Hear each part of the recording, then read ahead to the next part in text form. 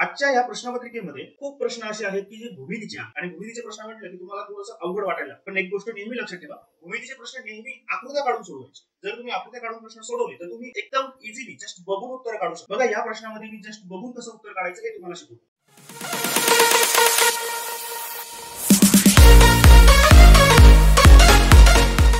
जय हिंद मित्रांनो, वीरा भाईंदर वसई विरार पोलीस भरती 2023 या प्रश्नपत्रिकेतील गणित विषयाचे सर्व प्रश्न आपण आजच्या व्हिडिओमध्ये बघूया.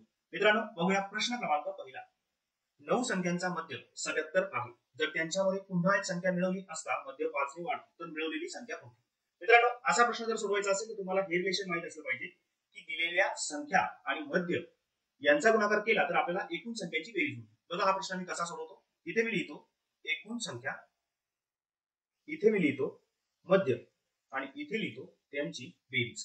बघा मित्रांनो, दिलेली संख्या 9 आहे, त्यांचा मध्य 77 आहे, म्हणून आपल्याला आता त्यांची बेरीज काढता येईल. आपण 77 गुणिले 9 जर केलं तर आपल्याला मित्रांनो इथे मिळेल 693.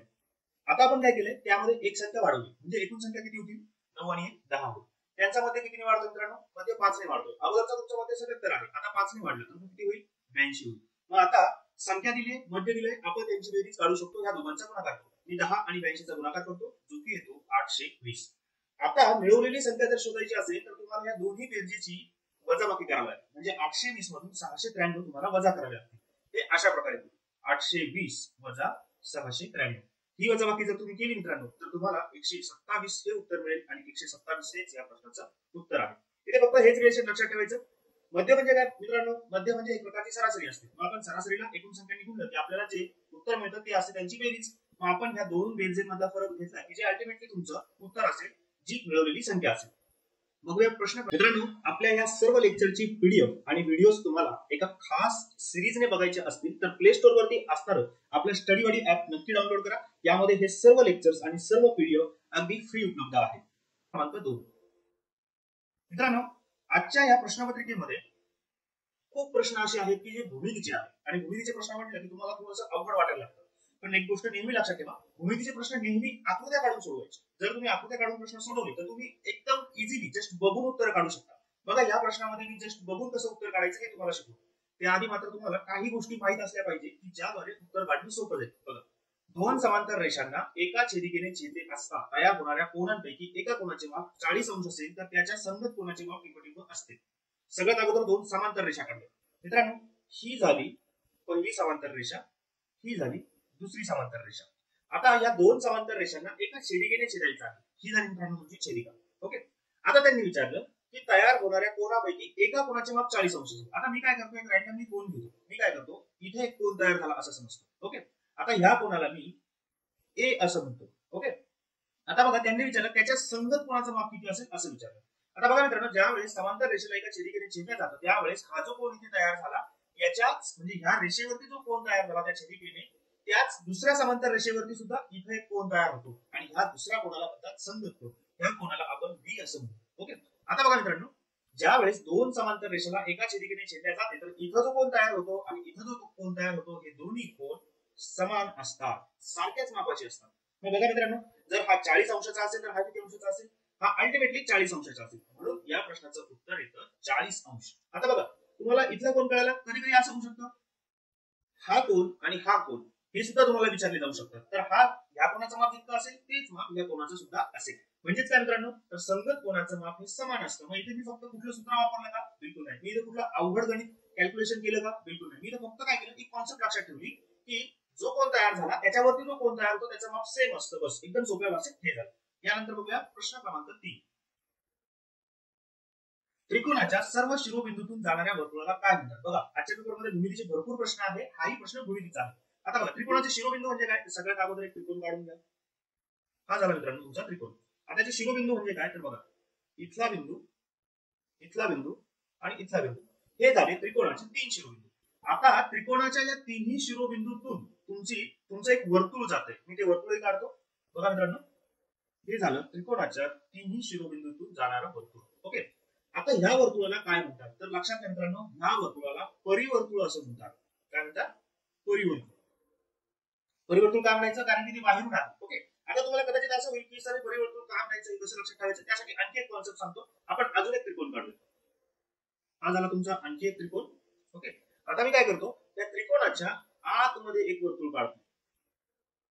बघा ना, हे झालं तुमच्या त्रिकोणाच्या आतमध्ये असणारं वर्तुळ. आता बघा, त्रिकोणाच्या आत जे वर्तुळ असेल त्याला अंतर्वर्तुळ म्हणा, आणि त्रिकोणाच्या बाहेर जे वर्तुळ असेल त्याला बाह्य वर्तुळ म्हणा. झालं तुम्ही सोपं.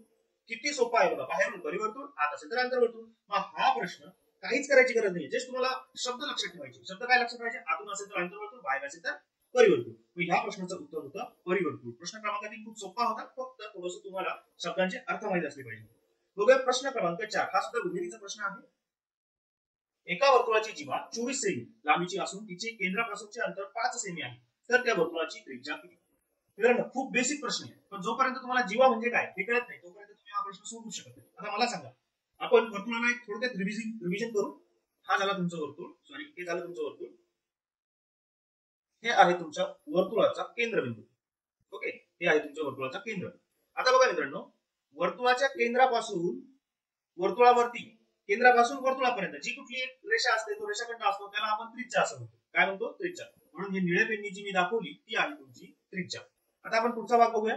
बघा, वर्तुळाचे जर दोन त्रिज्या एकमेकांना जोडल्या मित्रांनो, म्हणजे वर्तुळाच्या ह्या पॉईंट पासून ते त्या पॉईंट पर्यंत फक्त ती रेषा वर्तुळाच्या केंद्रातून गेली पाहिजे. म्हणजे बघा, इथून इथपर्यंत ही जी रेषा गेली हिला म्हणतात व्यास. बघा, मी रेड पेननी जे दाखवलं हा झाला तुमचा व्यास. आणि जीवा म्हणजे काय मित्रांनो, तर जीवा म्हणजे अशी रेषा जी वर्तुळाच्या दोन पॉईंटला जोडते परंतु केंद्रातून जाते. म्हणजे ही एक सोडून बाकी तुम्ही इथं कुठं काहीही काढलं तर ती झाली तुमची वर्तुळाची जीवा. आता आपल्याला त्यांनी प्रश्न विचारलाय, वर्तुळाची जीवा दिलेली आहे आणि तिचं अंतर दिलंय, तर तुम्हाला वर्तुळाची त्रिज्या शोधायची. खूप सोपं आहे. बघा, मी तुम्हाला एक वर्तुळ काढून दाखवतो आणि त्याद्वारे हा प्रश्न समजून सांगतो. हे आहे तुमचं वर्तुळ. ओके, इथे झाला वर्तुळाचा तुमचा केंद्रबिंदू. इथून इथपर्यंत मित्रांनो ही झाली तुमची जीवा. आता तुम्हाला त्यांनी काय विचारलंय, जीवेची लांबी दिली किती आहे, ती आहे 24 सेमी. 24 सेमी. आणि तिचं वर्तुळाच्या केंद्रापासूनचं अंतर दिलंय, म्हणजे इथून इथपर्यंतचं अंतर दिलंय. मित्रांनो, इथे हा 90 अंशाचा कोन असतो आणि हे अंतर त्यांनी दिलेलं आहे 5 सेमी. आता तुम्हाला काय करायचंय, इथपर्यंत ही आकृती काढली की तुम्हाला पटकन इथं हा 90 अंशाचा कोन तयार झालाय. 90 अंशाचा कोन तयार झाल्यामुळे इथे काटकोन तयार झालाय, आणि काटकोन तयार झाल्यामुळे इथे पायथागोरसचं सूत्र वापरावं लागणार आहे, हे तुम्हाला कळलं पाहिजे. आता इथे कसं होईल, तर हीच आकृती आता थोडीशी वेगळ्या फॉर्म मध्ये. आपण हे आता वर्तुळ काढणार नाही, आपण आपल्याला पायथागोरसचं सूत्र वापरण्यासाठी जेवढ्या गोष्टी आवश्यक आहेत तेवढ्या गोष्टी काढू. मग आपल्याला 90 अंशाचा कोन काढावा लागेल. मी काय करतो, हा जो भाग आहे हा भाग थोडासा झूम करतो. हा भाग अशा प्रकारे मिळतो, बरोबर. ही पूर्ण बाजू 24 दिलेली आहे आणि इथे तुमचा 90 अंश तयार झाला, ही बाजू 5 दिलेली आहे. आणि त्यांनी विचारलं आपल्याला वर्तुळाची त्रिज्या किती. तर वर्तुळाची त्रिज्या मित्रांनो, केंद्रापासून इथपर्यंत जर आपण जोडलं तर तुम्हाला वर्तुळाची त्रिज्या मिळेल. मग आम्ही हे जोडतो आहे, ही झाली तुमच्या वर्तुळाची त्रिज्या. हीच आकृती मी इथे काढली, हे इथपर्यंत मी जोडलं. आता बघा, इथे पायथागोरसचं सूत्र कसं वापरतो. बघा, ही बाजू 5 दिली आहे, ही संपूर्ण बाजू 24 आहे आणि इथे आपण तिचा अर्धा भाग केलाय, म्हणजे ही बाजू 12 आहे. आपल्याला त्यांनी ही बाजू विचारलेली आहे. म्हणजे तुम्हाला पायथागोरसचं सूत्र वापरायचं. पायथागोरसचं सूत्र काय आहे मित्रांनो, पायथागोरसचं सूत्र आहे कर्णवर्ग बरोबर पायावर्ग अधिक उंची वर्ग. आता कर्णवर्ग म्हणजे एक्स काढायचा आहे, म्हणजे तुम्हाला त्रिज्या काढायची. आपण एक्स काढूया. एक्स चा वर्ग बरोबर पाया किती दिलाय, हा 12 आहे, 12 चा वर्ग 144. उंची 5 दिली आहे, 5 चा वर्ग 25. हे झालं एक्स चा वर्ग बरोबर 169. एक्स बरोबर वर्गमुळात 169 आणि एक्स बरोबर 13. हे आलं तुमचं 13. हे झालं तुमचं 13. मित्रांनो, ही जी 13 आहे ही आहे तुमच्या वर्तुळाची त्रिज्या. बघा, ज्यावेळेस जीवा दिलेली असेल, उंची दिलेली असेल आणि त्रिज्या काढायची असेल, त्यावेळी तुम्हाला पायथागोरसचं सूत्र वापरल्याशिवाय पर्याय नाही. इथे भूमितीच्या दोन कॉन्सेप्ट एकत्र केलेल्या आहेत. यानंतर बघूया मित्रांनो पुढचा प्रश्न. प्रश्न क्रमांक 5. आजचा हा जो पेपर आहे ना, हा खूप कॉन्सेप्च्युअल पेपर आहे. म्हणजे यामध्ये तुम्हाला बेसिक संकल्पना कॉन्सेप्ट समजले असतील तर तुम्ही हा पेपर खूप आरामात सोडू शकता. इथे कॅल्क्युलेशनचा पार्ट खूप कमी आहे. बघा, खालीलपैकी कोणती परिमेय संख्या नाही. आता बघा, परिमेय संख्या, अपरिमेय संख्या, वास्तव संख्या, नैसर्गिक संख्या असं काय म्हटलं तर आपल्याला खूप हार्ड वाटायला लागतं. पण मित्रांनो, मी तुम्हाला इथे परिमेय संख्या म्हणजे काय हे सांगतो आणि त्याची एकच गोष्ट लक्षात ठेवायची. ती गोष्ट तुमच्या लक्षात राहिली की तुम्ही असा प्रश्न न बघता एकदम इझिली सोडवू शकता. बघा, परिमेय संख्या म्हणजे काय, अशी कोणती संख्या मित्रांनो जी तुम्हाला a भागिले b या स्वरूपात लिहिता येईल. मला a भागिले b या स्वरूपात लिहिता म्हणजे काय, तर अशी संख्या जिला अंश असेल आणि तिला छेद असेल, ही झाली तुमची परिमेय संख्या. मग इथून पुढे तुम्हाला कोणी असं विचारलं की तुम्ही काय करा, परिमेय संख्या शोधा किंवा परिमेय संख्या कोणत्या आहेत ते सांगा, सरळ तुम्ही काय करायचं, बघायचं तिला अंश आणि छेद आहे. जर अंश पण असेल, छेद पण असेल तर ती झाली तुमची परिमेय संख्या. मग मी काय करतो, आता परिमेय संख्या माझ्या मनाने कोणत्याही लिहू शकतो. बघा, अंश 2 घेतला, छेद 3 घेतला, अंश 3 घेतला, छेद 4 घेतला, हा 5 घेतला, हा 1 घेतला, हा 8 घेतला, हा 9 घेतला, असं तुम्ही काही लिहू शकता. यातला तुमचं काही वजाही असू शकतात, इथे वजा 3 असू शकतात, इथे 2 असू शकतात, इथं वजा 4 असू शकतात, इथं वजा 5 असू शकतात. अशा सगळ्या कंडिशन असू शकतात, म्हणजे ज्या ज्या संख्येला तुम्ही अंश आणि छेद बघाल त्या संख्येला सरळ म्हणायचं ही परिमेय संख्या आहे. पण जिथे जिथे पण असतो तिथे तिथे गणितात प्रश्न विचारलेला असतो, हे तुम्हाला माहित असलं पाहिजे. पण काय तर मित्रांनो, ज्यावेळी तुम्हाला परिमेय संख्या दिलेली असते आणि तुम्हाला असं सांगितलेलं असतं की परिमेय संख्या म्हणजे काय, तिला अंशही असतो तिला छेदही असतो, परंतु तिचा छेद हा कधीच शून्य नसावा. लक्षात, अंश पाहिजे छेद पाहिजे, पण तुमचा छेद शून्य नको. छेद शून्य आला की ती परिमेय संख्या राहत नाही. कळलं? आता बघा इथे काय पर्यायामध्ये जा, याला छेद आहे, याला छेद आहे, याला छेद आहे, याला छेद आहे. ओके, मग त्यांनी आपल्याला सांगितलं की अंश आणि छेद असली की परिमेय संख्या म्हणायची. बघ, अंश आणि छेद आहे ही परिमेय संख्या आहे, अंश आणि छेद आहे ही परिमेय संख्या आहे. आता इथे पण शून्य आला, इथे पण शून्य आला, मग यापैकी एक संख्या जी अशी आहे जी परिमेय नाही. मला सांगा कोणती असेल ती. तर मी मला आधीच सांगितलं छेदामध्ये शून्य नको, छेदामध्ये इथं शून्य नसला पाहिजे. मग इथे शून्य आहे म्हणून ही परिमेय संख्या नाही, ही परिमेय संख्या आहे. 9/0 ही परिमेय संख्या आहे. म्हणून हे झालं या प्रश्नाचं उत्तर. खूप सोपं होतं. बघूया प्रश्न क्रमांक 6.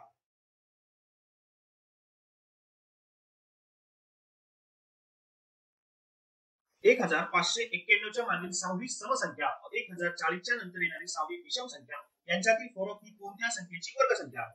खूप सोपं आहे मित्रांनो. तुम्हाला काय करायचं, एकदा मी काय करतो, पहिली संख्या त्यांनी दिलेली लिहून घेतो 1591. मला सांगा 1591 च्या मागची 6वी समसंख्या काढायची. कसं काढायचं? खूप सोपं आहे. बघा, एकदा पहिली काढून, कधी पण काय करायचं, पहिली संख्या काढून घ्यायची. पहिली संख्या काढली तर सोडवणं खूप सोपं आहे. पहिली संख्या मागची विचारलेली म्हणजे याच्यापेक्षा लहान विचारली आणि सम विचारली, म्हणून पहिली समसंख्या येईल तुमची 1590. ओके, कळालं? सम विचारले बरोबर, 91 विषय आहे, 1590 ही तुमची समसंख्या आहे. आता किती विचारले मित्रांनो? 6वी विचारली. तुम्हाला पहिली मिळाली बरोबर, तुम्हाला आणखी 5 संख्या शोधायच्या आहेत. मग आता 5 संख्या असं करत बसायचं का? 500, 1590, 1588, 1586 असं करायचं नाही मित्रांनो.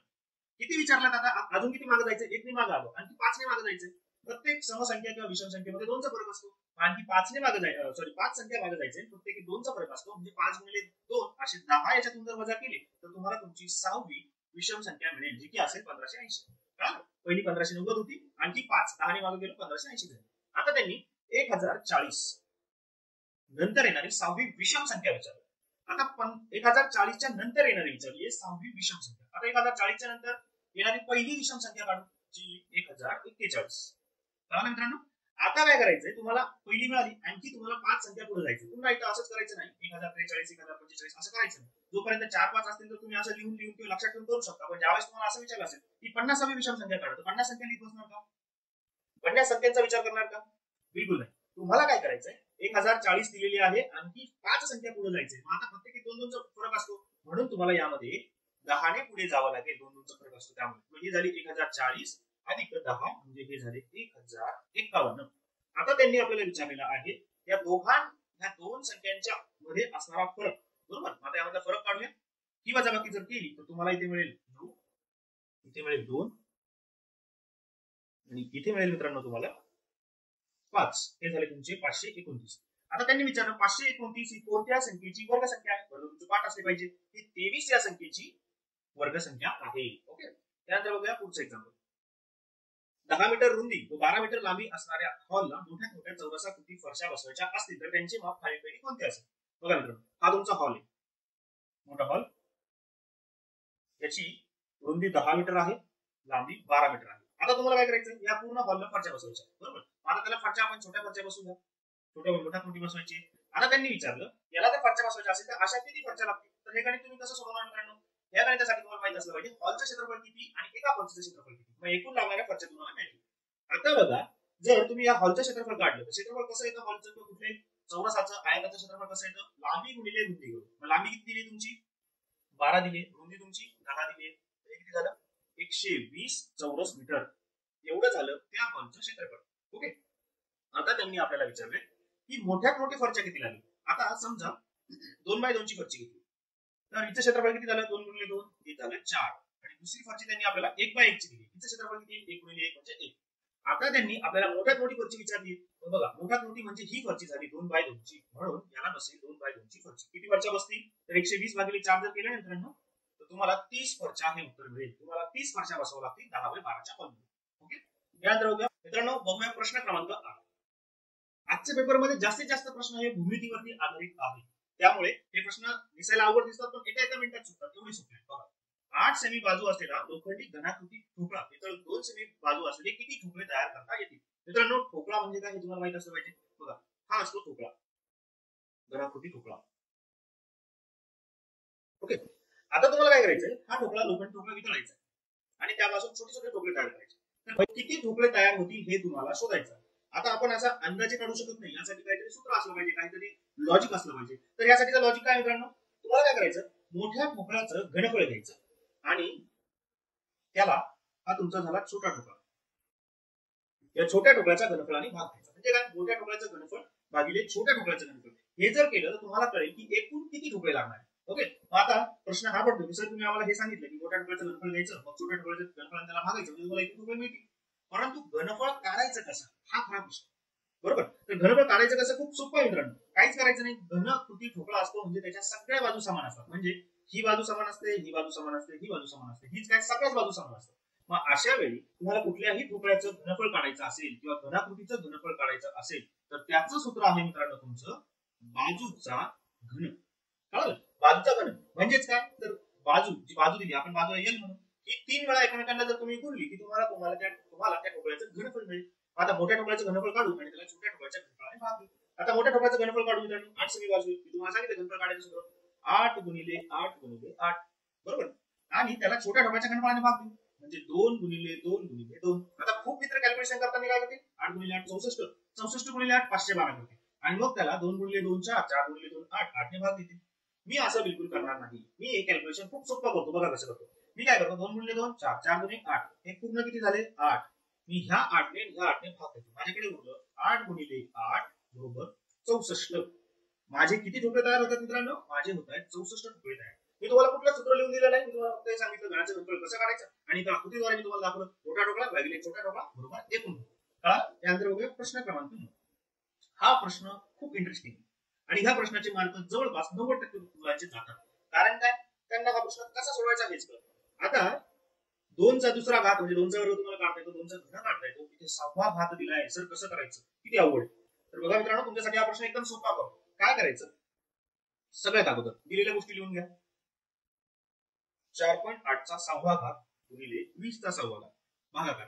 आता एक कंसाचा आणि घाताचा नियम असा आहे, कंसामध्ये जर दिलेल्या संख्या गुणाकारात असतील आणि पूर्ण कंसाचा जर घात दिलेला असेल तर तो प्रत्येक संख्येला वाटून घेता येतो.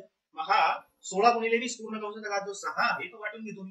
तो कसा आहे मित्रांनो, तो होईल 16चा 6वा घात गुणिले 20चा 6वा घात. कळलं, मी याचं जस्ट डिस्ट्रीब्युशन केलं. आता पुढच्या स्टेपला काय करतो मित्रांनो, मी हा 20चा 6वा घात आणि 20चा 6वा घात दोन्ही कॅन्सल करून टाकतो. कळलं, आता पुढच्या स्टेपला आणखी काय करतो बघा, कॅल्क्युलेशन आणखी इंटरेस्टिंग होतं, आणखी सोपं होतं. या 4.8 ला मला 16 भागिले 6 ने भाग द्यायचा आहे, पण कसा देऊ, वरची संख्या अपूर्णांकात आहे, खालची संख्या पूर्णांकात आहे. कसं करायचं, तर मी 4.8 असं लिहितो मित्रांनो, मी असं लिहितो 48 गुणिले 0.1. कळलं काय केलं मी काय केलं, हा दशांश घालवण्यासाठी याला 48 घेतलं आणि तिकडे 0.1 घेतला. हे तुम्हाला समजायला पाहिजे, हे अपूर्णांकाचा भाग आहे. आता या पूर्ण कंसाचा भाग मी 6 करतो, बरोबर, आणि ते 16चा भाग सॉरी घात 16चा घात 6 करतो. आता कॅल्क्युलेशन पुढच्या स्टेप मध्ये असं होईल, पुन्हा मी काय करतो, कंसाच्या संख्या दिल्या ते गुणाकारात आहेत, त्यांचा प्रत्येकाला घात वाटून देतो. म्हणजे हे असं होईल 48चा 6वा घात गुणिले 0.1चा 6वा घात, कळलं, भागिले 16चा 6वा घात. आता इथे कॅल्क्युलेशन आणखी थोडं सोपं करतो, या 16 ने 48 ला भाग देतो. ओके, मग आता इथे असं होईल 48 भागिले 16 त्याचा 6वा घात गुणिले 0.1चा 6वा घात. त्या 16 ने 48 ला भाग द्या. आता गणित तुमचं खूप सोपं झालं, 16 × 16 16 48, हा झाला 3चा 6वा घात गुणिले 0.1चा 6वा घात.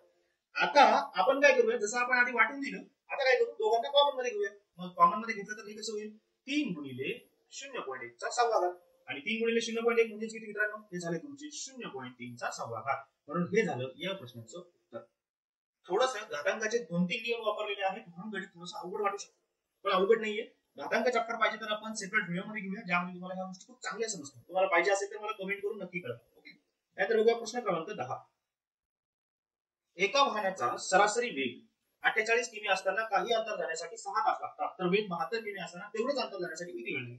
असं गणित आलं मित्रांनो की बघा, मी तुम्हाला 2-3 टाईपचे गणित सांगतो, असे आले की ते एकच सूत्र असतं. उदाहरणार्थ काय, जुना खर्च नवीन खर्च, जुनी बचत नवीन बचत, जुना तिकिटाचा दर जुना खप, जुने व्यक्ती जुने दिवस, नळ आणि लागणारा वेळ, वेग आणि अंतर, असे गणित आले मित्रांनो की एकच सूत्र असतं. बघा ते काय, जुनं आणि नवं असे तुम्हाला 2 भाग पाडता यायला पाहिजे.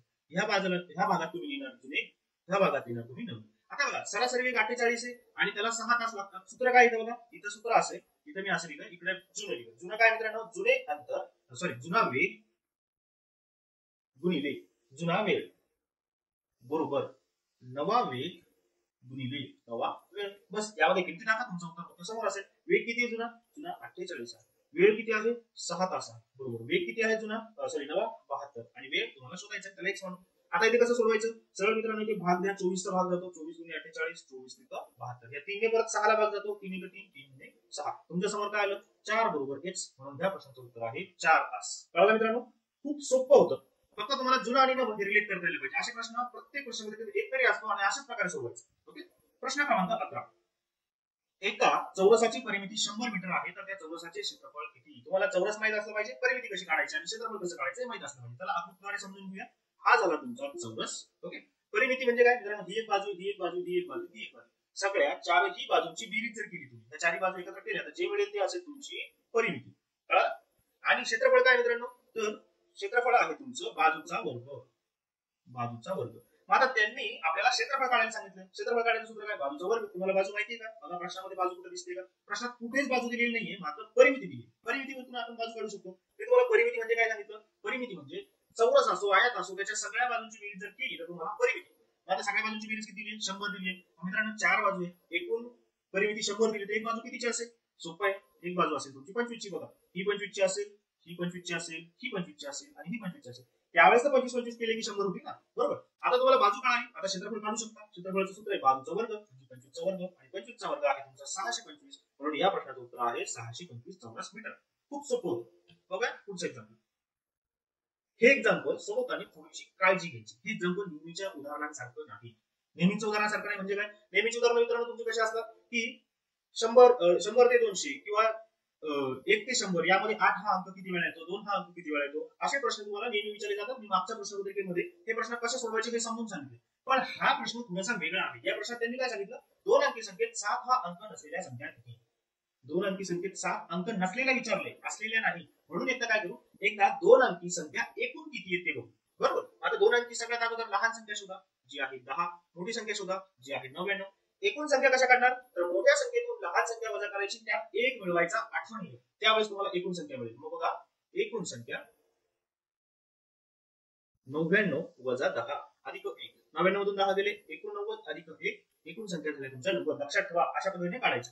आता त्यांनी विचारले 2 अंकी संख्येत 7 हा अंक नसलेल्या संख्या किती.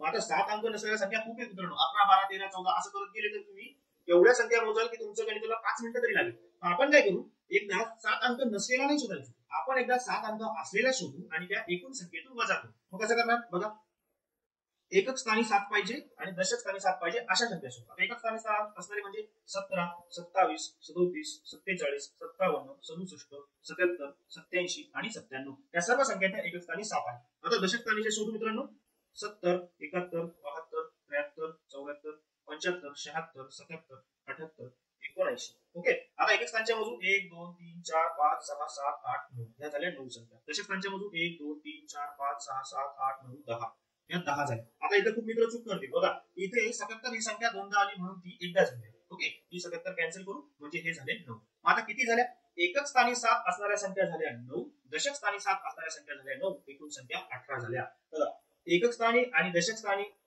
अशा पद्धतीने मोजल्या आणि 7 अंक असणाऱ्या संख्या मोजल्या तर त्या भरल्या तुमच्या 18 संख्या. आता त्यांनी आपल्याला विचारलंय की नसणाऱ्या संख्या शोधा. मग असणाऱ्या जर 18 असतील तर नसणाऱ्या किती, तर एकूण संख्या 90 होत्या, त्यातून 18 वजा करू म्हणजे तुम्हाला मिळतील 72. म्हणून तुमच्या 7 अंक नसणाऱ्या 2 अंकी संख्या या 72 असतील. ओके. बघा प्रश्न क्रमांक 13.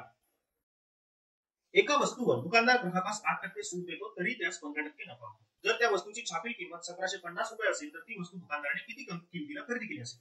गणित सोपं आहे, कॅल्क्युलेशन सोपं आहे. दिसताना कॅल्क्युलेशन माझं अवघड दिसेल. मी तुम्हाला आधीच सांगतो, हा प्रश्न मी सोप्या पद्धतीने खूप वेळा समजून सांगितलाय. मी आता तुम्हाला हा प्रश्न जरा वेगळ्या वेळी कसा समजून सोडवायचा ते दाखवतो. बघा मी काय करतो, इथे लिहितो छापील किंमत, इथे लिहितो विक्री किंमत आणि इथे लिहितो खरेदी किंमत. आता दुकानदाराने काय केलं, ग्राहकास किती सूट दिली, 8% दिली. म्हणजे जर वस्तू माझी 100 रुपयाची असेल तर दुकानदाराने ती 92 रुपयाला विकली, 8 रुपये सूट दिली, तरी त्यास 15% नफा होतो. किती नफा होतोय, 15%. 15% कसा, तर बघा त्याची वस्तू 100 रुपयाला होती, त्याने 115 ला विकली तर त्याला झाला 15%. आता आपल्याला या तिघांमध्ये रिलेशन काढता यायला पाहिजे. आता छापील किंमत किती येईल मित्रांनो तुमची छापील किंमत येईल 100 गुणिले 115 याचा आणि याचा गुणाकार. दुसऱ्या स्टेपला याचा आणि याचा गुणाकार. तुमची विक्री किंमत किती येईल 92 गुणिले 115 आणि तुमची खरेदी किंमत किती येईल 92 गुणिले 100. आता हे गणित बघितलं असेल तर तुम्ही म्हणाल सर खूप अवघड करून टाकलं. 100 गुणिले 115 करायचे, 92 गुणिले 115 करायचे, 92 गुणिले 100 करायचे. गणित खूप अवघड आहे मित्रांनो. हे गणित अवघड नाही झालं, हे गणित खूप सोपं झालं. बघा पुढच्या स्टेप मध्ये बघूया. आता त्यांनी काय दिलंय आपल्याला वस्तूची छापील किंमत 1750 दिली. मी आता माझ्या मनाने संख्या घेतल्या म्हणून माझी छापील किंमत किती आली 100 गुणिले 115 आली. विक्री किंमत 92 गुणिले 115 आली. परंतु आता मी काय करतो त्यांनी दिलेल्या संख्याला कनेक्ट करतो. त्यांची छापील किंमत 1750 आहे आणि त्यांनी आपल्याला विचारलं दुकानदाराने किती किमतीला खरेदी केली असेल, म्हणजे आपल्याला ही खरेदी किंमत शोधायची. आता इथे तुमचं गणित कसं झालं, तुमचं गणित झालं 100 गुणिले 115 बरोबर 1750 तर 92 गुणिले 100 बरोबर किती. आता हे गणित इथं अवघड वाटतंय, सोपं करू. बघा याचा संबंधच नाही राहिला, तर हे विचारलेलाच नाहीये, याचा संबंध नाही. आपल्याला काय झाला आता या दोन गोष्टी होत्या 100 गुणिले 115 आणि 92 गुणिले 100. या दोन्ही ठिकाणी 100 दिसतंय, त्याला इथेच कॅन्सल करून टाकू.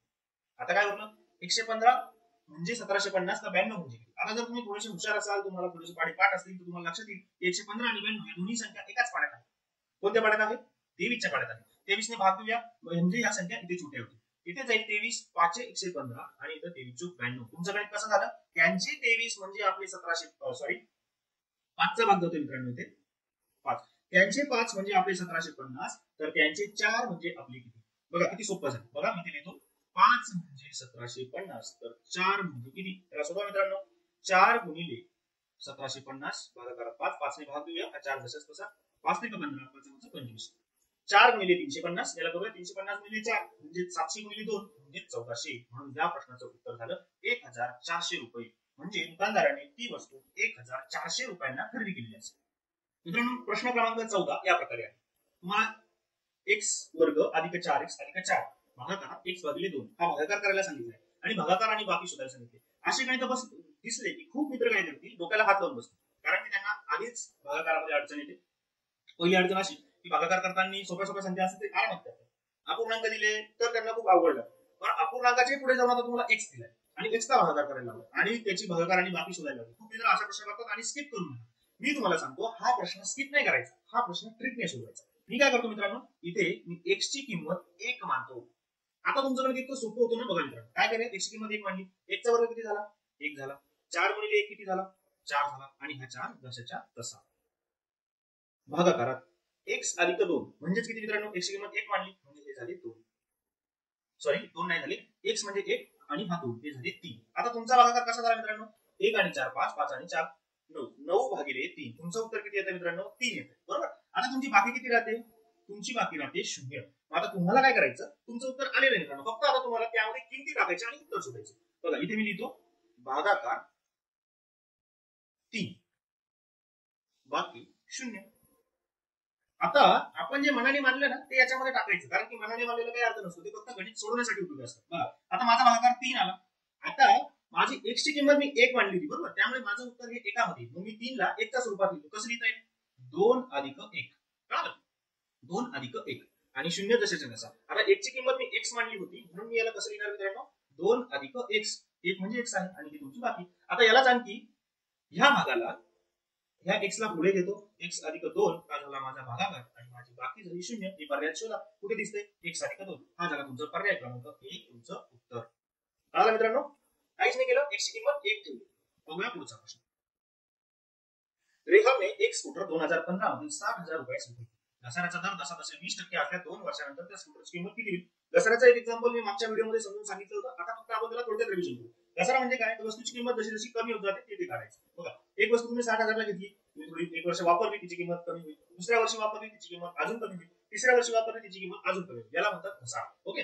आता घसारा हा कसा काढायचा असतो तर दरवर्षी तो काहीतरी टक्क्याने कमी कमी होत असतो. मग आता काय करूया पहिल्या वर्षी घेऊया. इथे रोहनने 60,000 रुपयाला रेहानने 60,000 रुपयाला स्कूटर विकत घेतली होती. घसारा किती त्याचा पहिल्या वर्षी त्याची किंमत किती कमी होती 20% कमी होती. दसा वर्ष 20. आता तुम्हाला 60,000 ची 20% तोंडी काढता यायला पाहिजे. इथे कोपऱ्यात काढून दाखवतो कसे काढायचे. हे झाले 60,000. 10% काढायचे असेल तर एक शून्य कॅन्सल करा. ते झाले तुमचे 10,000 सॉरी 6,000. 10% म्हणजे 6,000 20% म्हणजे किती 12,000. म्हणजे पहिल्या वर्षी त्याच्या स्कूटरची किंमत 12,000 ने कमी. चला पहिल्या वर्षी काढूया. 60,000 मधून 12,000 गेले तुमचे उरले 48,000. जर तुम्हाला असं विचारलं असतं की एका वर्षानंतर रेहानच्या स्कूटरची किंमत किती होईल तर ती 48,000 होती. पण तुम्हाला विचारले 2 वर्षानंतर, आता दुसऱ्या वर्षी काढू. दुसऱ्या वर्षी त्याच्या स्कूटरची किंमत 48,000 होती. बघा घसारा असा होतो, मागच्या वर्षीच्या किमतीमधून कमी होतो, मूळ किमतीतून होत नाही. पहिल्याच वर्षी मूळ किमतीतून होतो.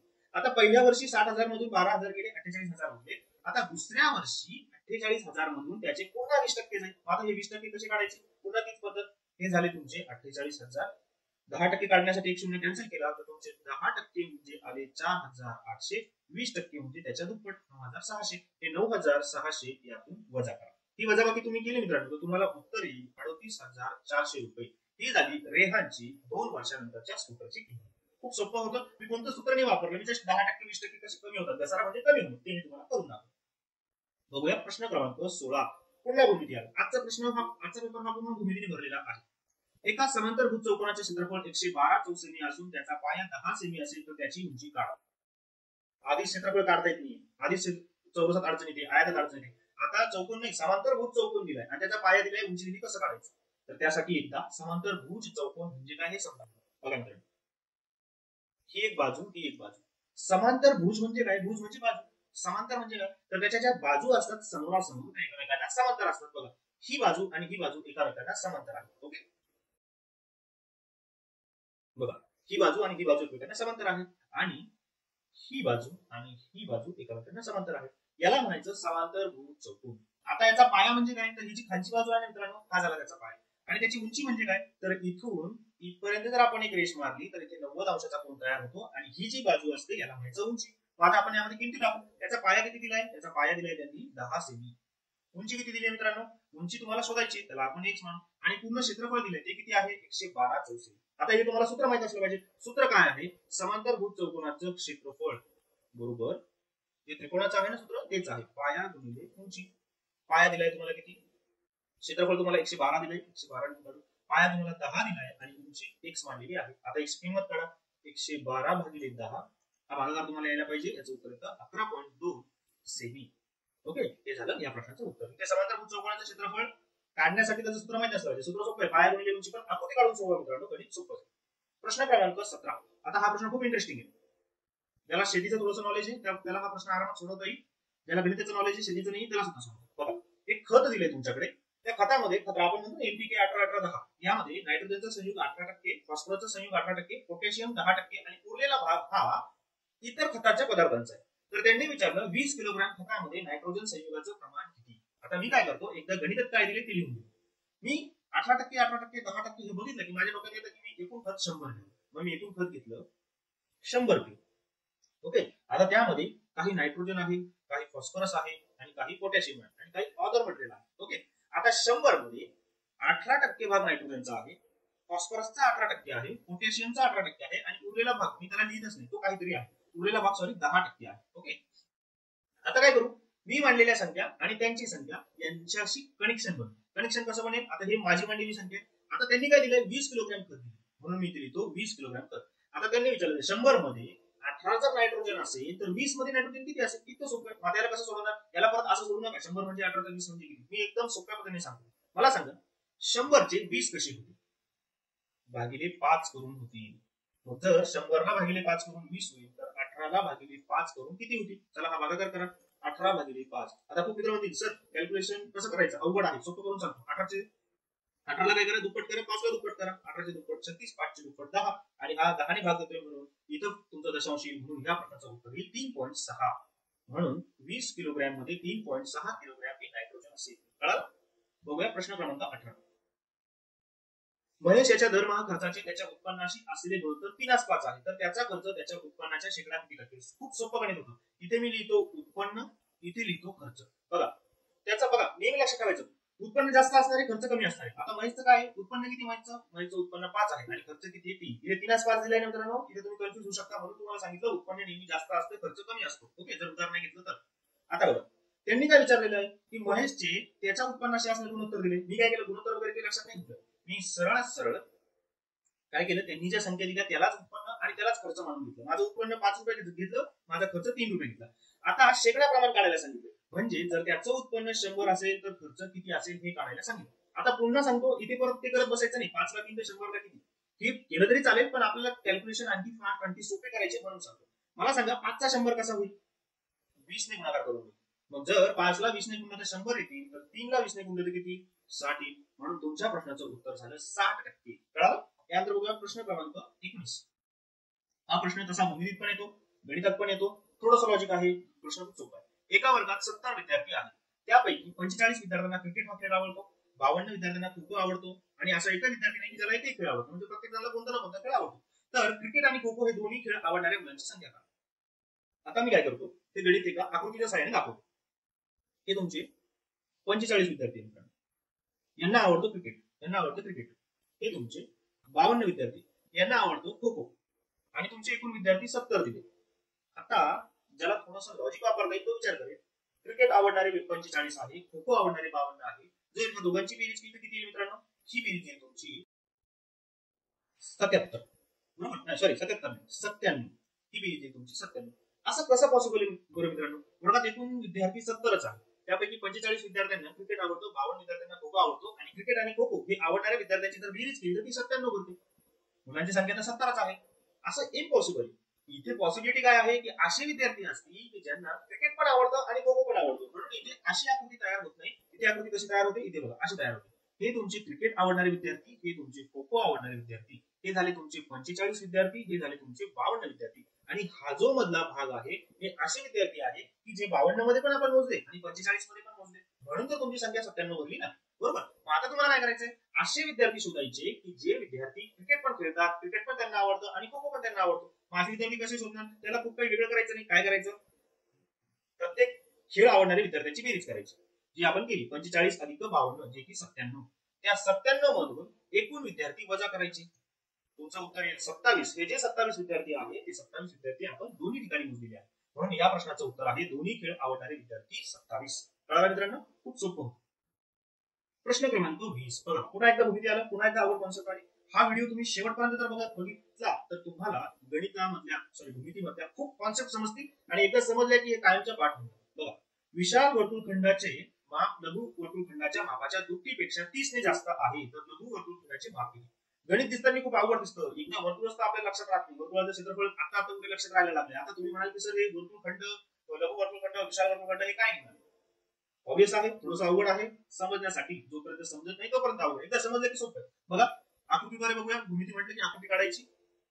हा आहे, हे आहे तुमचं वर्तुळ, हा वर्तुळाचा केंद्रबिंदू. आता मी काय करतो, इथून इथपर्यंत एक रेष जोडतो, इथून इथपर्यंत एक रेष जोडतो आणि हा भाग हायलाइट करतो. आता मित्रांनो, ही अशी आकृती काढली ना मित्रांनो, की हा जो भाग आहे लहान याला म्हणायचं लघु वर्तुळखंड, कळलं? आणि हा जो मोठा भाग आहे याला म्हणायचं विशाल वर्तुळखंड. आता हे तर तुम्हाला मराठी भाषेत माहितीच असलं पाहिजे, लघु म्हणजे लहान, विशाल म्हणजे मोठा. बस, आता हे दिलंय ना, आता याच्यातलं रिलेशन माहित असलं पाहिजे. मला सांगा, वर्तुळाचं पूर्ण माप किती अंश असतं? तर ऑब्वियस आहे, ते असतं 360 अंश. फक्त लक्षात ठेवायचं 360 अंश. मग लघु आणि विशाल या दोघांची जर बेरीज केली तर ती सुद्धा 360 होते. बघा, हा भाग काहीतरी भरला तर हा भाग असा भरेल की दोघांची बेरीज 360 यायला पाहिजे. मग मी काय करतो, मी असं समजतो, समजा हा भाग जर मित्रांनो माझा 100 असेल तर हा भाग किती असेल? हा भाग 260 असेल. का बरं? कारण दोघांची बेरीज 360 व्हायला पाहिजे. आता हा प्रश्न मी पर्यायामध्ये घेऊन जातो. पर्यायामध्ये कसा घेऊन जातो मित्रांनो? मी इथे लिहितो लघु, इथे लिहितो विशाल आणि इथे लिहितो त्यांची बेरीज किती यायला पाहिजे? 360 अंश. कळलं? आता एक एक पर्याय घेतो. मी पहिला पर्याय घेतला. पहिला पर्याय माझं लघु वर्तुळखंडाचं माप 330 असेल, तर विशालचं किती असेल मित्रांनो? बेरीज 360 यायला पाहिजे, त्यापेक्षा जास्त नको. विशालचं 30 येईल. 330 आणि 30 360 होतात, इथे 360. हे पॉसिबल आहे का मित्रांनो? लहानचं 330 आणि मोठ्याचं 30 हे बिलकुल पॉसिबल नाही, म्हणून पहिला पर्याय तुमचं उत्तर नाही. दुसरा पर्याय 220. हा किती येईल मित्रांनो? 360 होण्यासाठी हा तुमचा किती यायला पाहिजे? बघा, इथे प्रत्येक वेळेस काढण्याची गरज नाही. इथे तुमच्या लक्षात येईल, अरे जर मोठा जर लहान जर 220 असेल आणि एकूण बेरीज जर 360 लागत असेल तर हा 140 घ्यावा लागतो आणि विशाल हा 140 कसा असेल? विशाल हा मोठा असला पाहिजे, लघु हा लहान असला पाहिजे, म्हणून हेही या प्रश्नाचं उत्तर. तिसरा पर्याय यूज करू, 110 अंश. बघा, बेरीज 360 यायला पाहिजे. आता बघा, 360 बेरीज येण्यासाठी आणि लहान जर 110 असेल तर हा मोठा 250 असला पाहिजे. ज्यांना समजत नाहीये त्यांनी लक्षात घ्या, या दोघांची बेरीज 360 कशी तरी आणायची, मग हे 250 झालं. मग हे या प्रश्नाचं उत्तर असू शकतं. आता आपल्याला काय करायचंय, हे उत्तर असू शकतं, पण पुढची एक जी कंडिशन आहे, जी दुप्पट टिप्पट काय म्हटलंय ना, ते टॅली होतं ना बघायचं. ते काय म्हटलंय त्यांनी? विशाल वर्तुळखंडाचे माप लघु वर्तुळखंडाच्या मापाच्या दुप्पटीपेक्षा 30 ने जास्त आहे. लघुचं माप किती? 110. वेगळं घेऊन बघूया. लघुचं माप 110 आहे, त्याची दुप्पट किती होईल? त्याची दुप्पट होईल 220. त्याच्यापेक्षा 30 ने जास्त आहे, म्हणजे 220 मध्ये 30 मिळवले की 250 मिळतात. हे 250 आणि हे 250 टॅली होतात, म्हणून आपल्या प्रश्नाचं उत्तर हे येतं 110 अंश. ओके, हा भाग जर कळला नसेल तर मला कमेंट करून नक्की सांगा, मी पुन्हा एकदा हे समजून सांगतो. बघूया प्रश्न क्रमांक 21. एका घोडागाडीच्या चाकाचा व्यास 1.4 मीटर आहे, तर 2.2 मीटर अंतर घोडागाडीने पूर्ण करण्यासाठी चाकाचे किती फेरे? एकदम इंटरेस्टिंग एक्झाम्पल आहे बघा. भूमितीकडे जर तुम्ही थोडंसं इंटरेस्टिंग बघितलं तुम्हाला हे गणित खूप आरामात समजतील. काय म्हटले? एक घोडागाडीचं चाक. आता मी तुमच्यासाठी पूर्ण घोडागाडी काढत नाही, फक्त चाक काढतो. हे झालं घोडागाडीचं चाक. ओके.